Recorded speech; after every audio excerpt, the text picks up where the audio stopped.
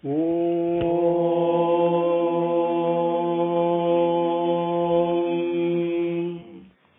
Gurubhyo Namaha. Hari Om. Sumukascha ekadantaccha kapilo gajakarnakaha. Lambodharasya vikato vignarajo vinayakaha. Dhumketurganadhyakshaha Palachandro Gajananaha. Vakratundha Surpakarno Herambha Skandapurvajaha. Utlambaradharam Vishnum Sasivarnam Chaturbhujam. Prasannavadhanam Dhyayet Sarvavighnopashantaye. Yasyat Viradavakradhya Parishadya Parashatam. Vignam Nidhanti Satatam Vishwaktenam Tamasraye. Gurur Brahma Gurur Vishnu Gurur Devo Maheshwaraha. Guru Sakshat Parabrahma Tasmai Shri Gurave Namaha. Satchidananda Rupaya Krishnaya Aklishtakarine. Namo Vedanta Vedyaya Gurave Buddhitakshine. Krishna Dvaipayanam Vyasam Sarvabhutahite Ratam. Vedabjabhakaram Vande Samadhi Ilayam Munim. Sahasramurte Purushottamasya Sahasranetrane Bhadabaho. Sahasranamnam Savanam Prajastam Niruchyate Janma Jarabhishantaye. Shri Rama Rama Rameti Rame Rame Manorame. Sahasranama Tatulyam Rama Nama Varanane. Shri Rama Rama Rameti Rame Rame Manorame. Sahasranama Tatulyam Rama Nama Varanane. Rama Rama Rameti Rame Rame Manorame. Sahasranama Tatulyam Rama Nama Varanane. With Bhagavan's grace, let us continue where we left off.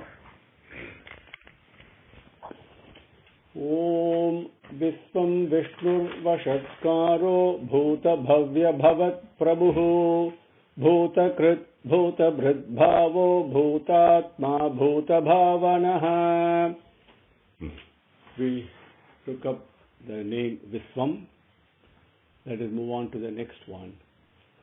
And what Swami says, I think I want to share with you, our Hridayam, our heart, Hridayam, is like Akasham, is like the space.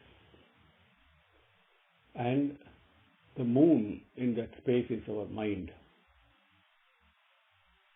And our buddhi and our vision are the sun.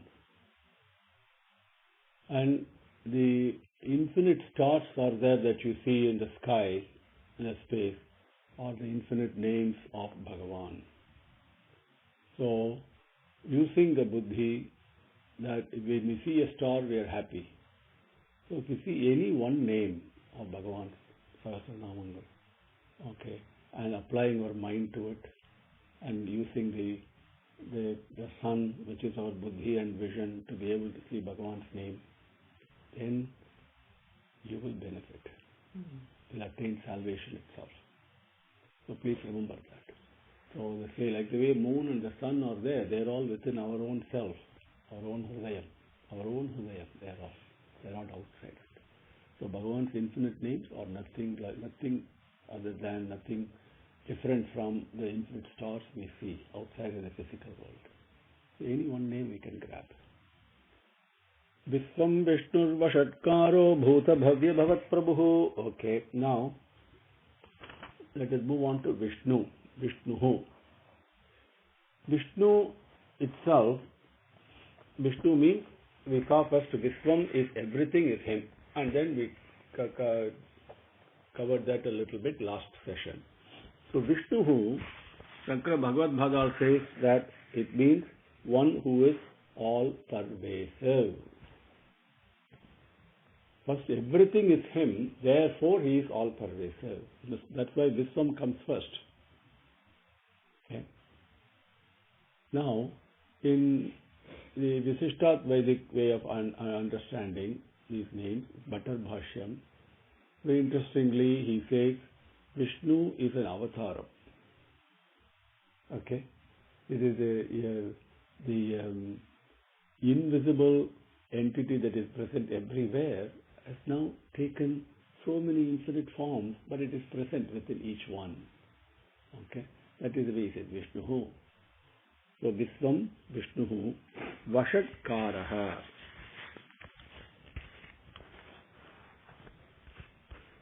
See, our whole life is nothing but a yajna, is nothing but a sacrifice. We don't realize it, we don't see it, we look at enjoyment all the time, acquiring all the time, and in the most ironic manner and the most mesmerizing manner, we're all involved in actions all the time. Activities and action. I have to do this, I have to do that. So many. One action you finish, another one comes. There seems to be an endless thing. Stop doing an action. It's impossible. So we can say that we are all acting machines, action machines, right? That we focus. And then as we do an action, we want a result, we want to acquire something, right? Whatever it is we acquire. It's always you do an action with, if you really analyze, right, most of us, okay, would be you do an action because you want something. Seriously. So then the question comes, why am I doing all this? Sometimes you get what you want, sometimes you don't get what you want, what you desire. You have disappointments, you have satisfaction, you have pride and additional problems, accomplishments. So many things are there. But it's never ending. It keeps on going. You can't say, I did this action, I got this, therefore I'm happy, and then move on. You cannot. You're not able to. So there is something more achieving what you want as the cause for an action that is taking place. Why we are all action machines. If you really look at it that way, right? There is something else that is happening there. It is not what I want out of the action, but something else is happening. Agree? So, and that is what beautifully in Bhagavad Gita, Bhagavan describes, teaches, very first early part, he teaches, whether you like or not, you're going to be acting. Because I am the one who's pulling the strings. The three strings I've got are these. So I'm pulling this. Why are you worried about what you have to do? Listen, I've given actions to you, but then the other side of the coin is called yajnam. Yajnaha prajaha sishtva purovacha prajapatihi. So he says, along with creating this action, this human being, listen, on the other side there is yajnam. Please pay attention to that sacrifice. And spreading that yajna, that sacrifice, may you achieve all that you desire. Only when you focus on yajna, you can get all the things you want. Otherwise, we will be like what we are. We will get some of the things we desire, some we won't get. But the moment I focus on that yajna, then I get all the things I need. At that point, when you focus on yajna, you will not desire anything. This is the other part of it. But you desire to get everything you want, to achieve everything you need. All your desires will be accomplished when you come to a desireless state. But to achieve that, we have to go through the process. That yajna, what is it? That yajna is what is taking place, not action. Action is just a mesmerizing thing that is almost like a detour for us. The thing that is really taking place is not action, but yajna. Because every time you act, you have to give up something. Whether it is give up your energy, give up part of your life, give up part of the time that's allotted to you, give up time with somebody else, your children, whatever else. You have to give up. Everything you have to give up, including the breath that I take in. I have to breath, I give out. I have to, for me to take in, I have to give out. Right? Same food that you take in, you have to give out. Otherwise, you cannot live. What is really the fundamental principle that is taking place is yajna. Right? Sarva ahutaha is what the Purushottam says. The important lesson from Purushottam is that everything is yajnam. That yajna Purushan, the process of doing yajnam and everything associated with that, right, is all Bhagavan only. That is what Purushottam teaches. That's another subject. But this yajnam, when we to remind us of this, to keep instilling this point in us, is why we do what we call homam, and we think yajnam. We call that as yajnam. Yajnam is what we are all doing all the time. Our body itself is an agni that is doing yajnam itself. So it is also being slowly declining, right? So we all know that. But the mind refuses to accept it because mind wants to go somewhere else. That is why we need to bring it back. That yajnam, why is all this yajnam taking place, sir? What is the purpose of it? What is the final result from this? The yajna purushan. All the yajnangal, all the things that you offer, all the offerings, right? Everything, all the actions we do, whether we realize it or not, action itself is a sacrifice, right? But it is all being offered in this sarva hautaha, this huge yajna that is taking place. And that yajna purushan is vashatkaraha. Now when we do yajnam with a homam and light a fire and do the Vedic mantrangal and all that, okay, we all know Dasaratha did Putra Kameshti Yagam. What is the objective of that? To whom was he addressing that yajnam to? Any homam that you do, when you offer, whether Sudarshana homam, Navagraha, whatever we do, right? There is a yajna purusha for that. Isn't it? There's a target that to whom we are offering. That yajna purusha is called uddhesyam, the one we are seeking towards. That is vashatkaraha.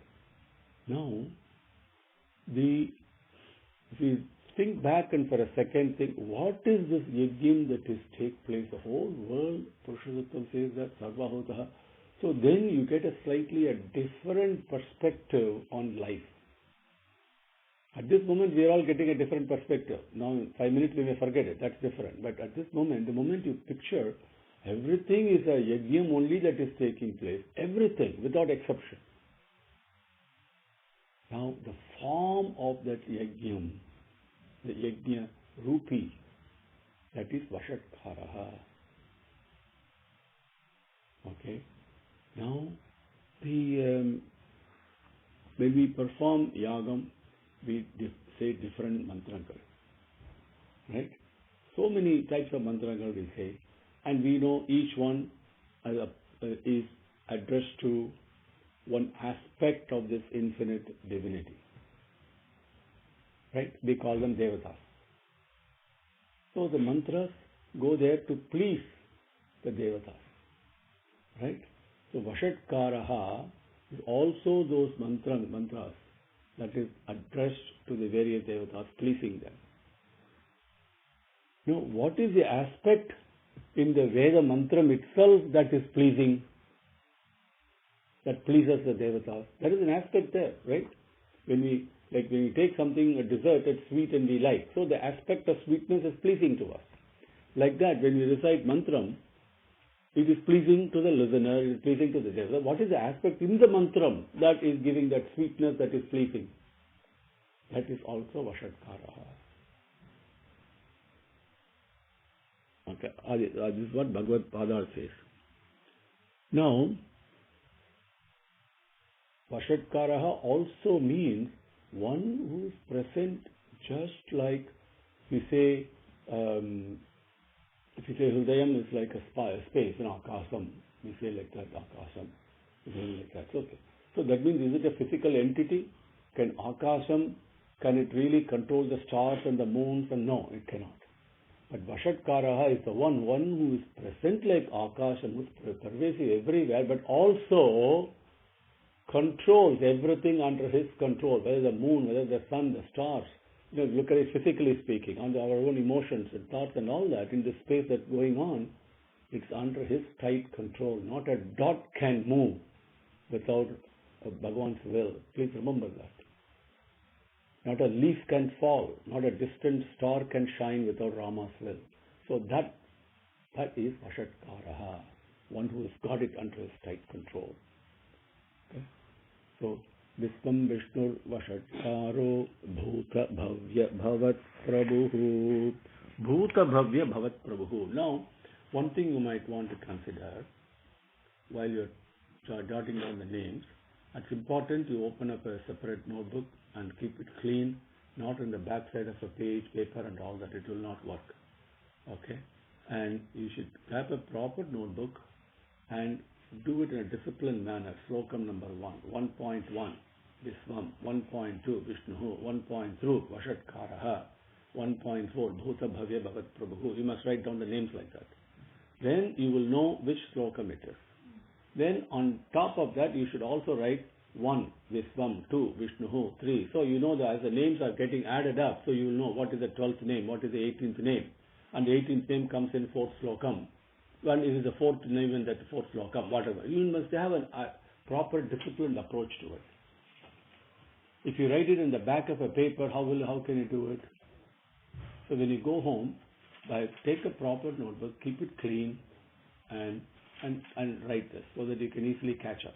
Okay, for instance, if we are in the very first few names, you can easily do it. Okay, so have 2 sets of names. One, the numerical order, and then the next one, which one it goes into. For example, you cover the first 8 names, probably it will go into the second slokam, so you can leave a gap there.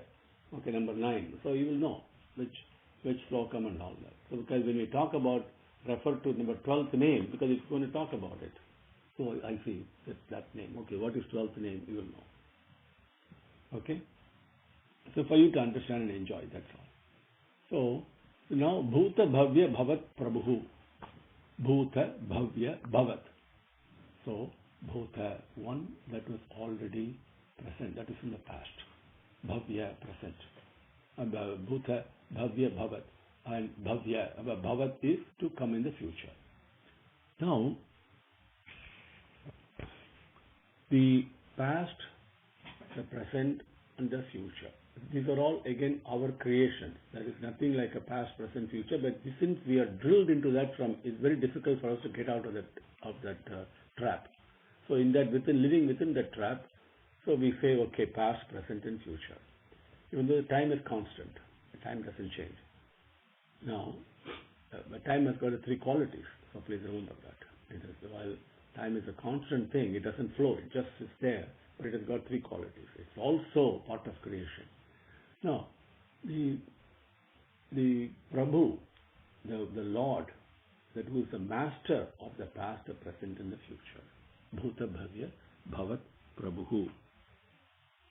In those, when we say time doesn't change, what is the essence in the time? Even though it has got 3 qualities, and you can see the 3 qualities, in that sense, when like a Satvik, Rajasic, Tamasik, the qualities, you can see the differences, right? Each one has a different tendency, right? In that sense, you can see the difference, so it is not constant, but there is a constant base in it, right? And see, what are the 3 qualities, so that you know, in case you have not heard this before, let me share that with you. Morning 4 to 8 is Satvika. Evening 4 to 8 is Satvika.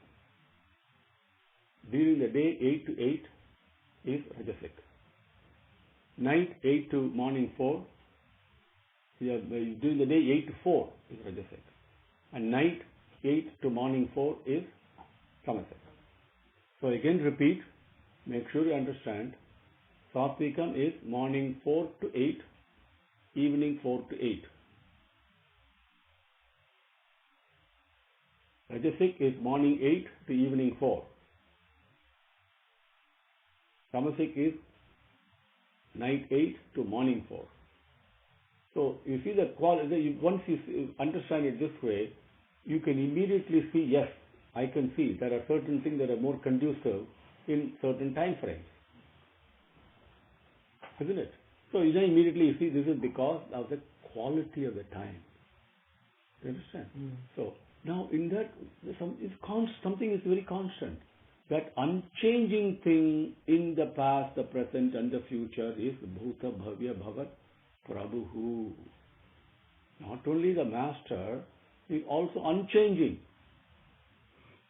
If you look at, there is an element that is unchanging, an aspect, an essence that does not change. I was 3 years old once upon a time, then I was 15, whatever, and then now today I am this. But there's something there that doesn't change. Isn't it? So we all know something does not change. And that unchanging entity, constancy, in all the things that changes with time. Okay?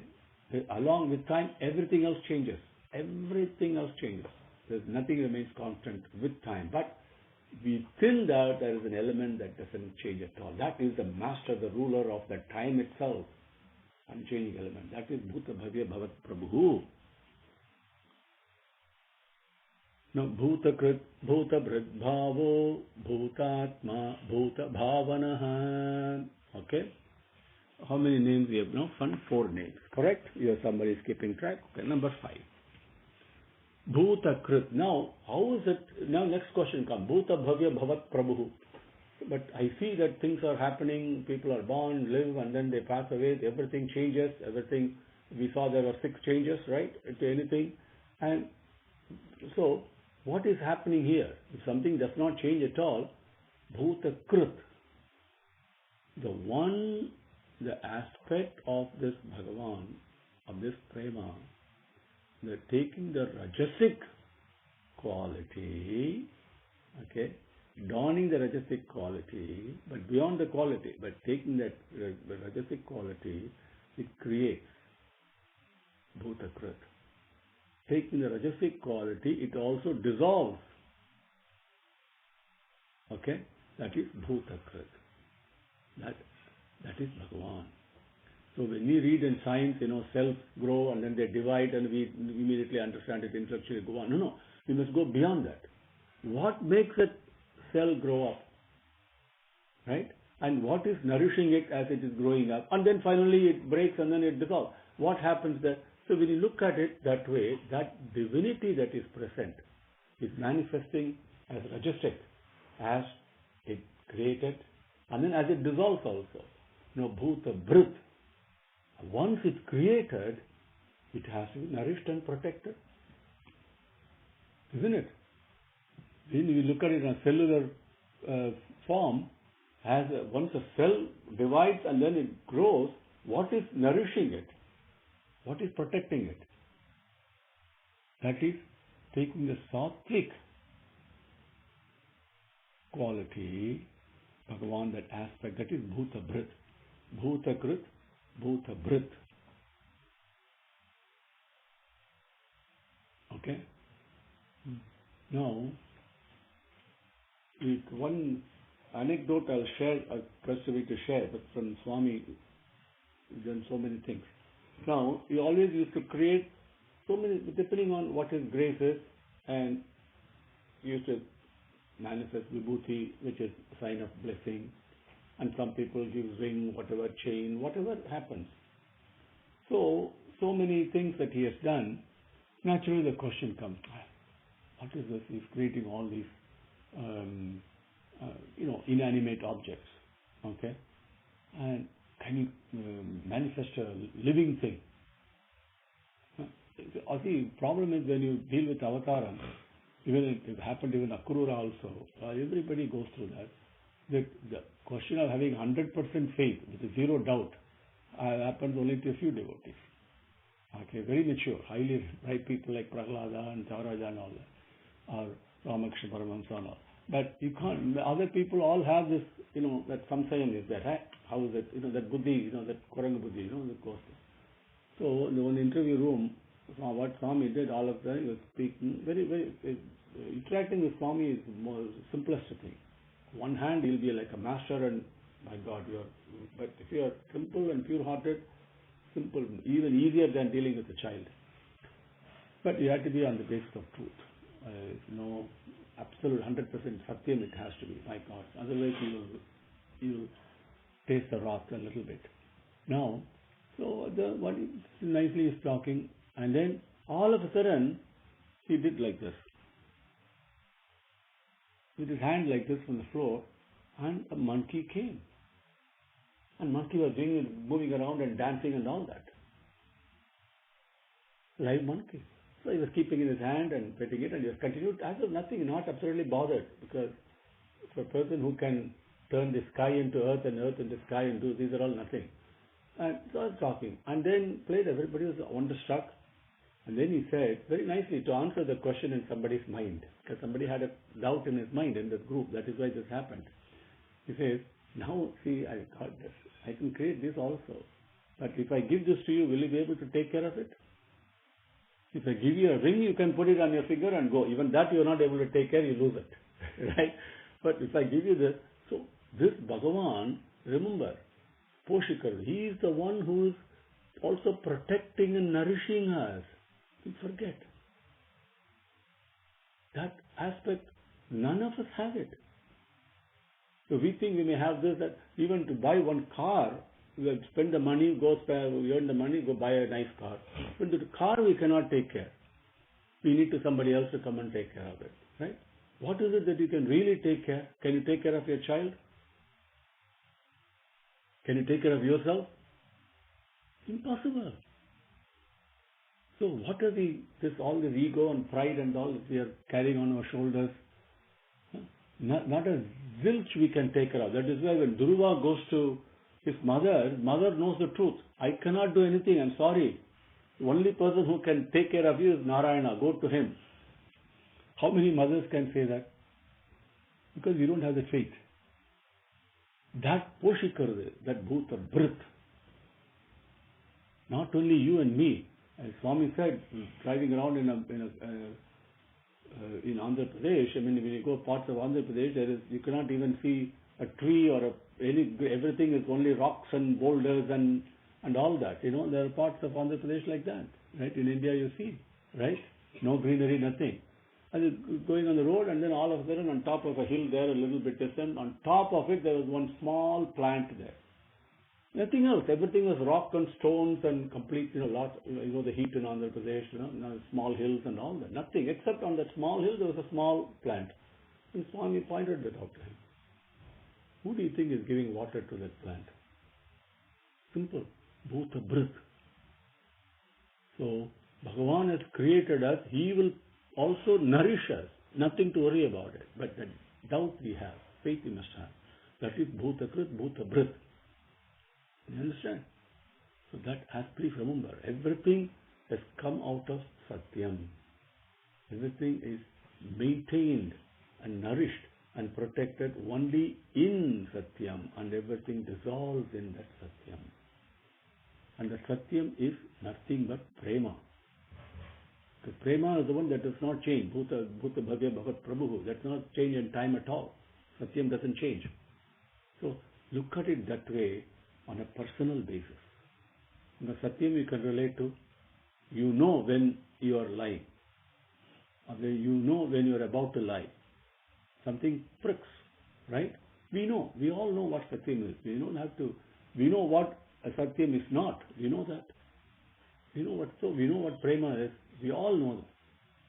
That Prema, please remember that is the most personal way of enjoying Sahasranamam. That's the one that's sustaining me. Bhuta Brit. Bhavaha. Now, Bhuta Bhavya Bhavat Prabhu we understand. Now from there how that name is further explained. Bhuta Krit. Because he is present in all the facets of time unchanging, he is also creating, and then he is also protecting, then he is also dissolving. In this process, what happens? Bhavaha. Now, Bhavam, we have an understanding of what Bhavam means. Because we use the word quite common. Bhavam means we say experience. Bhavam means many things. And because of all the things that he has created, appearances and disappearances, all this, he is present in the form of the whole manifested things. Prapanjam, the Prapanja Rupam, the form of the universe. Just imagine, as Bhagavan says, why I created myself from myself, he explains different.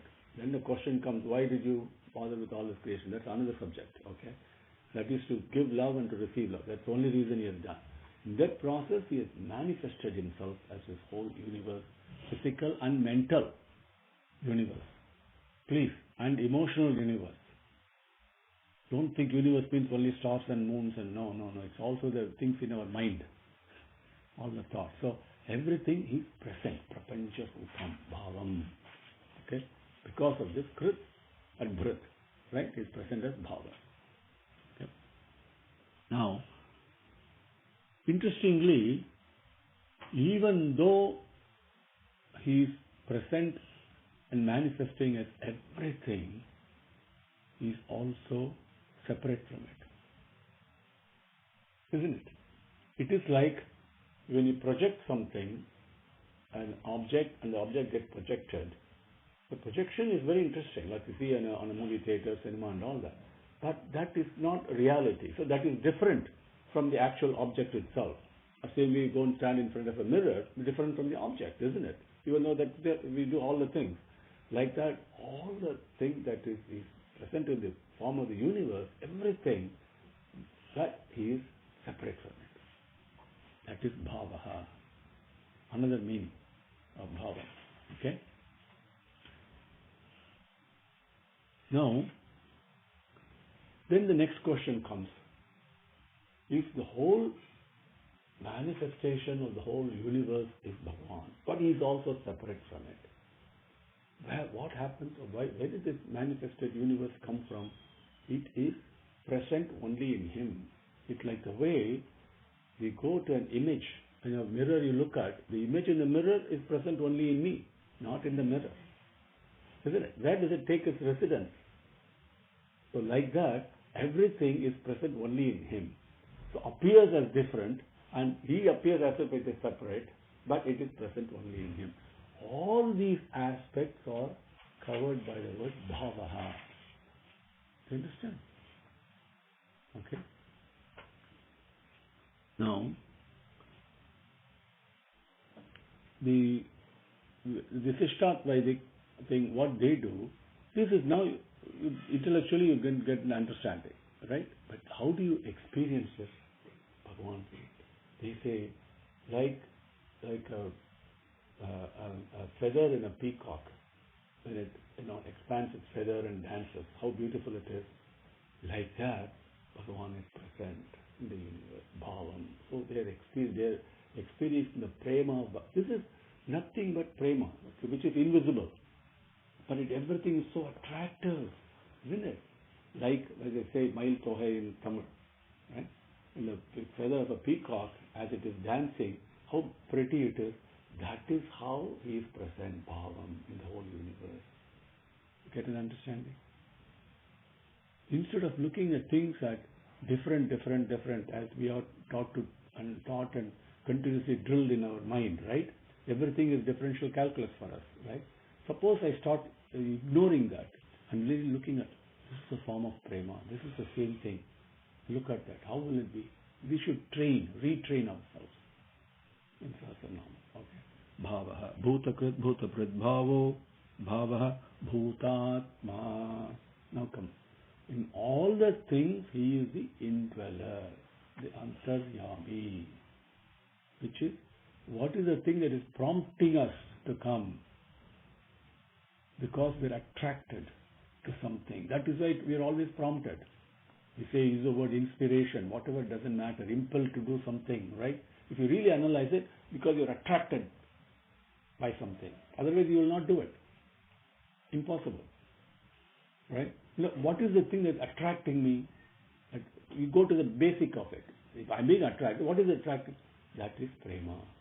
That is the bhutatma. That is why Bhagavan is present as prapancham itself. Every aspect of it, we are attracted to it. Because that attraction is within us. We are the attractor, not the outside object. Don't ever think for a minute that the jalebi is attracting me to go and have. You may think, I see the jalebi or some sweet there, you go there and take it and take a bite into it. You think that's attracting you. No. The attractor, the attracting essence is within you. That's why you're attracted to everything. That is that prema. That is Bhutatma. Not outside, inside. Okay? So while everything he appears as Bhuta Bhavya Bhavat Prabhu, Bhuta Krit, Bhuta Bhrit, and Bhavaha, everything we have seen. And then we also saw in Bhavaha, everything is so attractive, but he is also taking residence in him. That is Bhutatma. You see how the names are given, how continuously they give, right? One aspect is taken and how that different things of it is explained, aspects of it, how it's being captured, right? You understand it? So Bhuta Krit, Bhuta Bhrit, Bhavo, Bhutatma, Bhuta Bhavanaha, Bhuta Bhavanaha. Then it is like that. Okay. The interesting thing is, just as you take an example of a cell, which we can all relate to, if there is only one cell and then it grows, sustained, and then it dissolves. It doesn't happen like that. At some point it divides. And then at some point that divides. So when you look back with the knowledge of arithmetic and mathematics we have, all of a sudden 1 becomes 2, 2 becomes 4, 4 becomes 8. It is going. So that's a growth.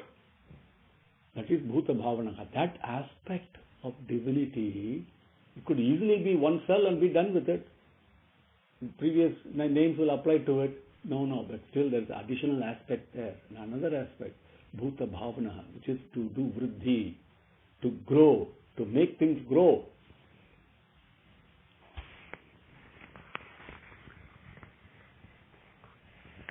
So, because everything is also not only creation, not only sustenance, not only dissolution, there is also a growth aspect, and then you reach the point of maximum growth, and then you start declining, and then you start dissolving. All the 6 aspects has been captured, right? The Bhuta Bhavana talks about the aspect that's a growing aspect of divinity. The interesting thing is, when you start sharing your love, your prema within you, it's an experiment you can easily follow for your own benefit. At some point in time, you will do it. I will do it. All of us will do it. Not in this Janmam, maybe next Janmam, maybe after another 4.32 billion years, who knows? Point is, we all will do it. Better to do it now itself, okay, for our own benefit. And what is it? Okay, you all love your children very much. The classic example, just say somebody makes a critical comment about your child. How do you feel as a mother? Analyze yourself. Will you take the merit in what is said? If there is merit in it, you accept it. If there is no merit in that criticism, you discard it. Will you do that? Or will you immediately, how can that person say about my child? What is it? You analyze. Analyze the truth now, right? The same prema that I put towards my children, right? Things that me and mine, right? Me and mine. Can I show to somebody whom I don't even know? First, a stranger. Then see, just share that love and see the growth. Bhuta Bhavana. You grow, not the physical growth and decline, the growth in the heart. Right? That is Bhuta Bhavana. And then the moment you share, it's an exponential growth. It is not a linear growth or a logarithmic growth. It is an exponential. It's amazing. It's more than this square logarithm we have in this 2, 4, 8 and all that, right? And you share a little bit of prema you have with somebody who's absolutely unconnected with you. What we call as do a random act of kindness, in English they say. Not expecting anything in return, just to share that love. That's all. Nothing expected. See what happens to you. And how much you grow in that little process. Bhuta Bhavana. Okay? And this is the beauty of that prema, of Bhagavan. But we are not letting him grow. That's why we suffer. He wants to grow. The prema wants only to expand. But we are bottling it up. So please understand, it's a very personal thing. So Bhutakrit, Bhutakrit, Bhutabhrit Bhavo, Bhutatma, Bhuta Bhavanaha. Okay. Bhutatma now, that is the first slokam. So 8 names are there, I didn't forget. 9 names are there? Okay, very good. So we go to number 10. Bhutatma Paramatma Cha Muktanam Paramagatihi. Okay. Bhutatma. Next question comes. That's something we can easily relate to. Let us talk about it physically first. And then we'll talk about mentally and maybe then beyond mental stage. Okay? Physically, we all know what is purity and what is not purity. Where there is dirt, we go clean it. We know it is not pure. We want to cook something, we take a pot and then we nicely clean it. We know that. We want to wear a piece of cloth, we iron it and wear it clean, wash it and all this. Right? So there is an aspect, understanding of what purity is in our mind. Isn't it? That I don't think I need to explain that much more because we know. Mentally. Okay? Now, we call mental impurities. We all know we are being taught the 6 enemies we have. Okay? So immediately I associate with something, jealousy. I'm jealous of someone. We know that is impurity. Right? Then I desire something. I feel pride. All those things we know individually. If we analyze, we all know that. But that the simple thing is, when you're really, really peaceful, and it happens to us, all of us, at least once in life, because Bhagavan is so gracious and blessing. Everyone, even in this life, he will give a taste of bliss. A taste of bliss like you never experienced before. Impossible in this. You know immediately it is not part of this world. Right? That taste he will give for each one of us. He will also knock us on our head, maybe more than once, right? To come to fall in line. That will happen for all of us. Because there is no partiality to Bhagavan. Okay? It doesn't matter whether you're rich or a scholar or poor, nothing. According to the way he wants. Now, that santam, that bliss that we taste, that is so, it is purity. So we know after having tasted that, okay, and going through all the mental agitations we have, lack of peace, lack of shantam, although we want to be peaceful, we want to be happy, nobody wants sadness, we want to be blissful and we want to do the good thing, the right thing, right? We always wondering what is the right thing to do, what is the good thing to do, right? All those things we have. In spite of that, we are not happy. We are not peaceful. Mind is always agitated. Right? Why? Because intellectually we can say that is impurity. That is a mental impurity. Impossible. And we talked about this. When we have one snake in the house, that's it. You lose your peace of mind. If you have 6 snakes in your house, and you are nicely not even letting the door and keep getting them out, you are nicely keeping them and feeding them, and how can he be happy? The 6 enemies living with us or those 6 snakes. Now, so you understand, I have got mental impurity, right? How to purify the mental impurity? If it's a physical impurity, a cloth I can take and put soap and then detergent and wash it and nicely it will clean. But out here, what can I do? That's the question you have to answer. Now, if you're putting soap or detergent to clean a physical impurity, that means that detergent has got more power than the impurity. Chemically, you can say it dissolves it, all those. Point is, it has got more power. Not only it has got more power, that is pure in relation to the impurity. You understand? If you put a dirty thing, you cannot clean a dirt with a dirt. You've got to clean dirt only with something that is clean. Isn't it? So, to remove my mental impurities, I must seek something that is more powerful than the mental impurities. And not only the more powerful, that also must be pure. Otherwise, the impurity will not go away. I cannot remove jealousy with jealousy. Doesn't matter how much I cannot remove ego with ego. Impossible. I cannot remove a desire with a desire. Try removing anger with anger. How is it possible? Impossible. You need something more powerful and purer. Right? So that entity you must use is Bhagavan's Nama. That Bhagavan's Nama of Bhagavan is so pure that by repeatedly, like taking a piece of cloth and rubbing soap on it, or you put it in a washing machine, it doesn't stay stable. It goes in a beating cycle, right? It beats, keeps on like that. If I keep on applying Bhagavan's Nama with my mind, automatically that will remove the impurities of Kamam, Krodham, Madam, Moham, Matsaryam and all that. Right? You understand? If that is the case, Bhagavan's Nama has got this kind of a power. What is it in the Nama that is so pure? That is the place of purity itself. Pavitram Pavitranam Cha, we talked about it in the beginning, right? Bhagavan, as Vishnu was describing.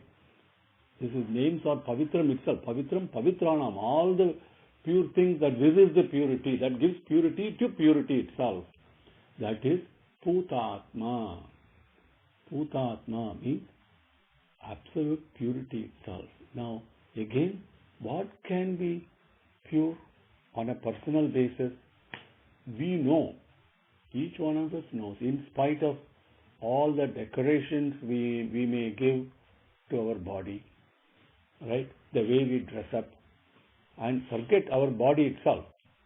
Even our nails, which Bhagavan himself says it is half dead and half, you're not sure whether it is alive or it is dead. Right? That is where Narasimha Avtaram came.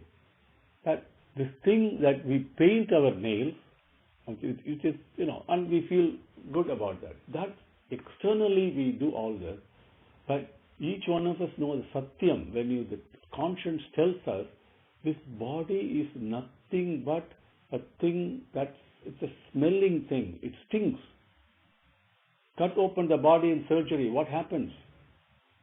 I mean, it is inside is nothing but stink only. Because interesting thing is, as one Yogananda, I forget his name now, Muktananda was saying in his autobiography very beautifully, it describes this Kundalini Shakti and all this, that how he says one of the rishis, and this is very important to note, okay, and we all know the excreta that we have smells, stinks always. But if your mind is pure, 100% pure, even the excreta is got a beautiful divine fragrance. That's how he was describing. So what does this mean? We are externally I may dress myself. Internally I'm nothing but despicable things that are happening. Because of my mind. The impurities in my mind. Nothing to do with the organs. The organs do their jobs. No. Don't mistake it with intestines and stomach and all that. No, they just do their job. That's all. It's the thoughts in the mind, the impurities, make everything smell so bad. Right? So, please remember that. So, how can I purify it? And the impurities are because of those six things. Out of the six, sir, I cannot handle all the six snakes. To handle one snake itself is difficult for me. So, which one snake should I handle? Okay. Then he says you handle kamam. You handle desire. So, if you handle desire, the moment you repeat Bhagavan's Nama more and more and more and more, that detergent goes to action. What it does is, it makes you want Bhagavan only. The moment you want Bhagavan only, the desire goes towards God, the desire for other things decreases.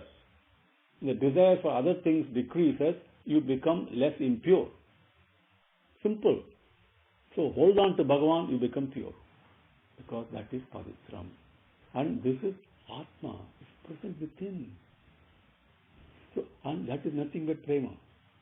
Prema is the one you have to hold on to. Nothing else will purify everything. And that's why I suggested how to do this practically. Put a ceiling on desires. Simple. I want so many things. What do they really need all that? Bhagavan has given so much. This is enough. The moment you put ceiling on desire and one thing you really want but you don't really need, and you say, I want it but I don't need it, so let me not have it. Give it up. Give it up mentally and see what happens. That giving up one simple desire gives you exponential amount of peace immediately. Immediately. And then if you do 2, what happens? If you do 3, imagine.